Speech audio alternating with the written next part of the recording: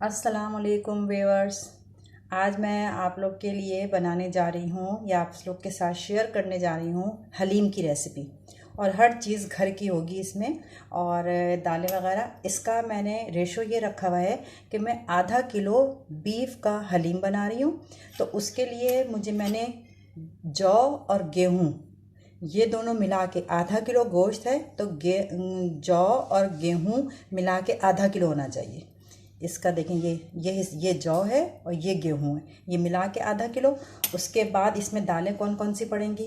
लाल मसूर, दाल मूंग, ये दोनों आधा आधा पाव, आधा आधा पाव लाल मसूर भी, आधा पाव मूंग भी, एक पाव चने की दाल, एक पाव माश की दाल। यानी कि लाल मसूर की दाल और मूंग की दाल एक जितनी वज़न की पड़ेंगी, और चने की दाल और सफ़ेद माश की दाल ये एक जैसी पड़ेंगी। और थोड़ा सा बस एक मुट्ठी चावल। ये सारे मैं रात के में भिगो दूंगी। अच्छा, रात में भिगो देंगे तो फिर ये गलता बहुत अच्छा है, वरना तो 4-5 घंटे भी भिगो के बन सकता है, लेकिन ये है कि अगर आप रात में भिगो के बना दें तो बहुत अच्छा रहेगा। तो लिहाजा इन सबको मैं पूरी रात के लिए भिगोने जा रही हूँ, ठीक है। उसके बाद सुबह हलीम की तैयारी करेंगे, तो आपको फिर मैं बताऊंगी मैं किस तरह हलीम पका रही हूँ। गोश्त मैंने आधा किलो लिया है और बीफ का लिया है, ठीक है। अल्लाह हाफिज़ जी व्यूअर्स। ये दालें, गेहूँ, जौ तो मैंने भिगोने के लिए ओवरनाइट रख दिया है। वो पूरी रात भिगेगी जब तक हम हलीम का कोरमा तैयार कर लेते हैं।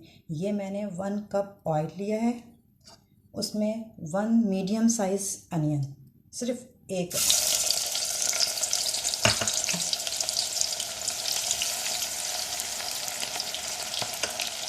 इसको ब्राउन नहीं करना है, ये सिर्फ सौते करनी है। प्याज सौते करके फिर हम इसमें गोश्त डालेंगे।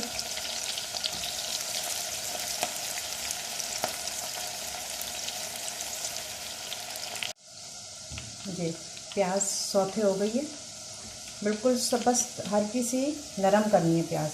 इसके बाद हम इसमें ½ kg बोनलेस बीफ डालेंगे। गाय का गोश्त ½ kg।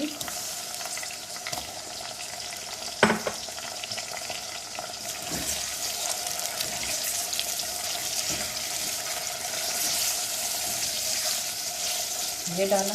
अच्छा, इसको भूनना वगैरह नहीं है, सब सौंदहन चढ़ाते हैं इसको। जो सारी चीज़ें एक साथ डालते हैं ना, इसको हम कहते हैं सौंदहन चढ़ाना। इसमें तकरीबन दो, ये इस तरह के डोंगे में सालन निकालने वाले चमचे होते हैं ना, ये 2 भर के अदरक लहसुन का पेस्ट रहेगा। और 1 पैकेट किसी भी कंपनी का कोरमा मसाला।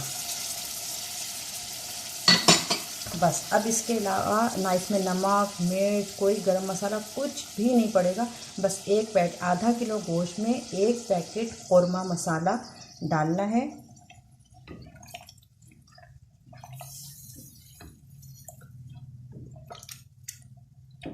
ये आपको अभी ज़्यादा लग रहा होगा, लेकिन जब यही मसाला दाल, गेहूँ, जौ, किसी में कुछ भी नहीं डालना, जब उसमें पड़ेगा ना। अच्छा, हम दालें और गेहूँ और जौ जब हम बॉईल करेंगे तो हम उसमें हल्दी और थोड़ा थोड़ा सा नमक, जिस दाल को जितनी दालों को एक साथ बॉईल करेंगे उतना देख के नमक डालेंगे, ठीक है, उतना ही। और आप लोग अपने हिसाब से नमक डाल लीजिएगा। नमक का तो कुछ नहीं है, जब हलीम तैयार हो जाए जब भी हम उसमें नमक डाल सकते हैं। देखिए, इसमें बॉईल आने लगा, मैं इसको थोड़ा सा भूनूंगी। भूनने के बाद इसमें पानी डाल के और कुकर बंद कर दूंगी। वो तो मैंने आपको बताया कुकर किस तरह बंद करते हैं। और फिर जब इसका बज़र बजने लगेगा तो फिर मैं कुकर का टाइम नोट करूंगी उसका, और 20 to 25 मिनट्स में ये गोश्त बिल्कुल गल जाएगा। इसलिए कि हमको इसको मैश करना है, बिल्कुल गला हुआ होना चाहिए, ताकि ये जब हम उसको दलघुटनी से घोटें तो ये बिल्कुल मैश होकर हलीम, जिस तरह हलीम होता है उस तरह हो जाए। तो लिहाजा हम इसको 15 मिनट्स नहीं पकाएंगे, इसको हम 25 मिनट्स या 20 मिनट्स पकाएंगे गोश्त। तो लिहाजा अभी मैं इसको भूनती हूँ थोड़ा सा, और भूनने के बाद इसमें पानी डाल के कुकर बंद करके गला के फिर आपको दिखाती हूँ। ये देखिए व्यूअर्स, ये मैंने 25 मिनट्स कोरमा बना लिया है, और ये सब गोश्त जो है वो टेंडर हो चुका है बिल्कुल। بالکل ٹینڈر ہو گیا، یہ دیکھیں۔ اب یہ میش بھی آرام سے ہو جائے گا، ٹھیک ہے۔ اب میں جب اس کے آگے اسے کرتی ہوں تو میں آپ کو بتاؤں گی کیا کر رہی ہوں۔ اب میں ایک ایک کر کے کوکر میں چیزیں گلانا شروع کر دوں گی۔ دوسری سب سے پہلے گیہوں اور جو، دیکھیں رات بھر جب یہ بھیگ گیا تو آپ دیکھیں یہ کتنا زیادہ سافٹ ہو گیا ہے کہ یہ ہاتھ سے ہی اس کے دانے جو ہے وہ ٹوٹ رہے ہیں۔ یہ دیکھیں مسل رہے ہیں سارے، یہ ہاتھ سے اتنا سافٹ ہو چکا ہے، تو یہ کوکر میں گلے گا بھی اچھا۔ اور اگر 1-2 گھنٹے بھگو کے اور پھر کوکر میں پکاؤ تو اس طرح توڑنے سے اندر دانہ رہتا ہے، جو کہ جب حلیم تیار ہوتا ہے تو کھانے میں پتہ چلتا ہے پھر۔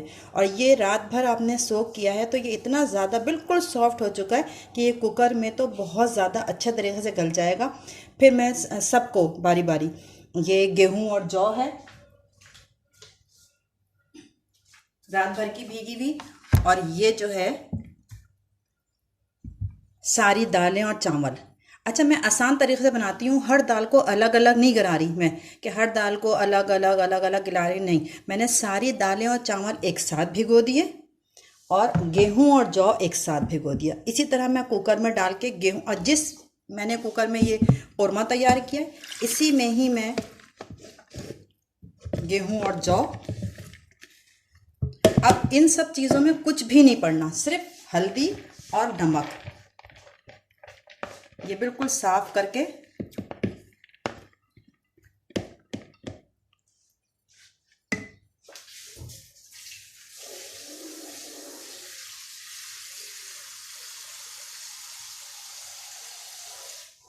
یہ دیکھیں اس میں پانی ڈالیں گے، اور اس میں جتنا یہ گیہوں ہے اس لحاظ سے میں 1 ٹیبل اسپون سالٹ ڈالوں گی اور 1/4 ٹی اسپون ہلدی ڈالوں گی، اور کچھ بھی نہیں۔ اسی طرح جب یہ گل جائے گا اس کو الگ ہٹا کے رکھوں گی، پھر یہ ساری دالیں گلاؤں گی اسی طرح 15-15 منٹ، بس اب ان کو 15-15 گیہوں اور جو 15 منٹ، دالیں جو ہیں یہ اگر زیادہ ہوں گی تو 2 دفعہ میں اس کو کوک کروں گی، کوکر میں گلاؤں گی، اور اگر ایک ساتھ آ گئی، وہ کوکر کو بالکل یہاں تک فل نہیں کرتے، ٹھیک ہے، اس میں پھٹنے کا خطرہ رہتا ہے، بس اتنے ہی یہاں تک ہم کوکر کو چیزیں آنی چاہیے۔ یہ دیکھیں ویورز، قورمہ جو میرا تیار ہو گیا تھا میں نے اس کو ٹھنڈا کر کے گوشت سمیت، اور اب میں اس کو گرائنڈر میں ڈال کے گرائنڈ کر رہی ہوں قورمے کو۔ ساری چیزیں 1 بائی 1 میں گرائنڈر میں ڈال کے گرائنڈ کر کے اور پتیلے میں ڈالتی جاؤں گی۔ یہ ساری دالیں جو سب چیز بوائل ہوتی گئی، یہ دیکھیں گیہوں، جو، یہ ساری چیزیں جو بوائل کر کے پہلے میں نے اس والے ایک ٹپ لیا ہے، یہ ہمارے کچن کا ہی صاف ستھرا ٹپ ہے، کچن میں ہی یوز ہوتا ہے، اور اس کو سب کو گیہوں، جو، ساری دالیں، جو بھی چیز ہم نے رات میں بھگوئی تھی اس کو ہم نے سب کو کوکر میں 15-15 منٹ گلا کر اور سب اس میں ڈال دیا پیالے میں۔ اب اس کے بعد تھوڑا تھوڑا میں اس گرائنڈر میں پیستی جاؤں گی ساری چیزوں کو، اور میں گوشت کو بھی اور سارے گیہوں جو کو بھی سب کو اس میں تھوڑی تھوڑی دیر 15-15 منٹ جس طرح میش ہو جائیں بالکل کرتی جاؤں گی، اور ایک پتیلے میں ڈالتی جاؤں گی، ٹھیک ہے۔ پھر اس کے بعد بس اس کے بعد ہم گھوٹا لگائیں گے، اس لیے کہ ظاہر ہے میں دیگ میں تو بنا رہی کہ دیگ میں بنانے، اور جس طرح حلیم والے بناتے ہیں کہ گھوٹا لگاتے ہیں، میں تو گھر میں بنا رہی ہوں، تو لہٰذا اس ریسیپی سے بنا رہی ہوں۔ آپ میری ریسیپی سے بنائیے گا اور آپ دیکھیے گا کھانے میں آپ کو بازار سے اچھا ہی ٹیسٹ ملے گا انشاءاللہ۔ یہ دیکھیے یہ گوشت کو میں نے گرائنڈر میں ڈال کے گرائنڈ کر لیا، یہ کتنا ریشے والا ہو گیا۔ اب میں اسی طرح یہ ساری دالیں، گیہوں، جو اس گرائنڈر میں ڈال کے گرائنڈ کر کے اور سب کو اس پتیلے میں ڈالتی جاؤں گی۔ یہ دیکھیں ویورز، سب قورمہ یعنی کہ گوشت، گیہوں، جو، ساری دالیں سب گلا کے باری باری سب کو گرائنڈ کر کے، وہ میں نے جیسے آپ کو بتایا تھا، اور سب کو ایک پتیلے میں ڈالتے گئے۔ اچھا یہ آسان طریقہ بہت ہے، یہ آپ کو لگ رہا ہوگا کہ مشکل ہے، مشکل بالکل بھی نہیں ہے۔ ایک دفعہ یہ قورمے کا گوشت گرائنڈ کیا، اور الگ الگ کرنے کی ضرورت نہیں ہے، مطلب بوائل کرتے جائیں گیہوں جو ساری دالیں، اور ایک ہی برتن میں، بڑے برتن جو میں نے ٹپ یوز کیے تھے وہ میرے کچن کے ہی ٹپ ہیں، اور زیادہ تر ویسے بقرعید کے گوشت ووشت رکھنے کے لیے یوز ہوتا ہے، یا پھر جس دن حلیم بنتا ہے۔ کسی کے ذہن میں یہ نہ آئے کہ میں نے ٹب جو ہے وہ پتہ نہیں کون سے ٹب یوز کر لی، یہ میرے کچن کے ہی ٹب تھے جو میں نے یوز کیے ہیں، براؤن بلیک کلر کے، ٹھیک ہے۔ ان کو اس میں سے سب کو ایک جگ میں ڈال کے میں گرائنڈ کرتی گئی، اور جتنا جگ میں آیا، ٹھیک ہے، جتنا جگ کی گنجائش ہوتی ہے نا کہ اتنی اسپیس چھوڑ دو تاکہ وہ گرائنڈ بھی ہو سکے صحیح سے، سب کو گرائنڈ کر کے، اور یہ میں نے سب اس پتیلے میں ڈالتی گئی۔ اب سب کچھ گرائنڈ ہو چکا ہے یہ میرا پتیلے میں۔ اب میں اس میں چلاؤں گی بیٹر، یہ بیٹر ہوتا ہے ہینڈ بیٹر، الیکٹرک بیٹر، اس کو میں یوز کروں گی، اس سے یہ بالکل پیسٹ کی طرح بن جائے گا۔ اب تو جو بازار میں بھی حلیم ہوتا ہے اس میں بھی الیکٹرک بیٹر ہی یوز ہوتا ہے، اب دل گھٹنے کا یا گھوٹا جو لگتا تھا وہ اس کا تو اب ٹائم نہیں ہے، کوئی بھی مطلب کہ پکوان والے بھی نہیں یوز کرتے، الیکٹرک گھوٹا لگاتے ہیں۔ اس طرح میں بھی یہ الیکٹرک بیٹر یوز کروں گی صرف 5 منٹ، اس لیے کہ سب کو گرائنڈ کیا ہوا ہے، بس تھوڑے تھوڑے سے یہ ریشے ہیں نا، یہ جو آپ کو موٹے موٹا تھوڑا سا نظر آ رہا ہے، بس یہ بھی ختم ہو جائے گا اس سے، اور بالکل ایک چکنا سا پیسٹ بن جائے گا۔ چلیں ابھی اس کے شور کی آواز آئے گی، لہٰذا میں آپ کے سامنے دکھا دیتی ہوں تھوڑا سا کر کے، اور پھر اس کے بعد میں پورا گرائنڈ کر لوں گی، یہ بیٹر چلا لوں گی تو آپ کو دکھاؤں گی۔ دیکھیں اس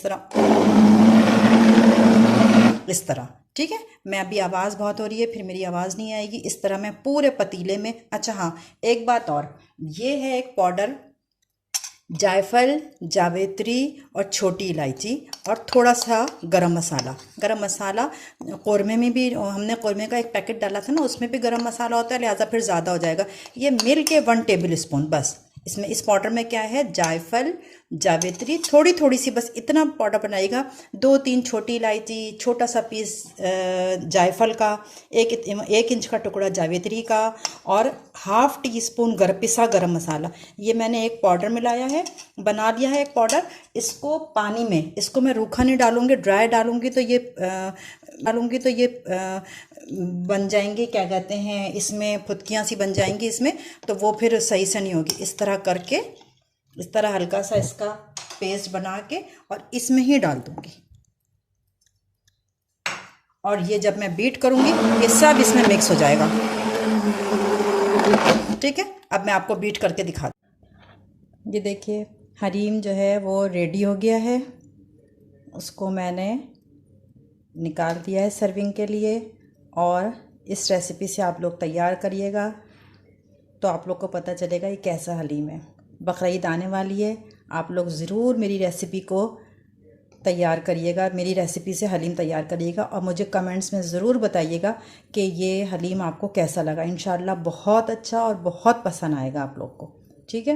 اور یہ پیاز ہے جو اس کے لوازمات ہیں، یہ سب بھی ضرور اس کے ساتھ رکھیے گا۔ چاٹ کا مسالہ ہے میرے پاس، یہ چاٹ کا مسالہ بھی ہے، جس کو اگر اس کی نمک مرچیں جو ہیں، جو زیادہ تیز کھاتا ہے وہ چاٹ کا مسالہ ڈال کے کھا لے گا، اور باقی نیمبو اور پیاز یہ سب تو اس کے ضروری آئٹم ہیں۔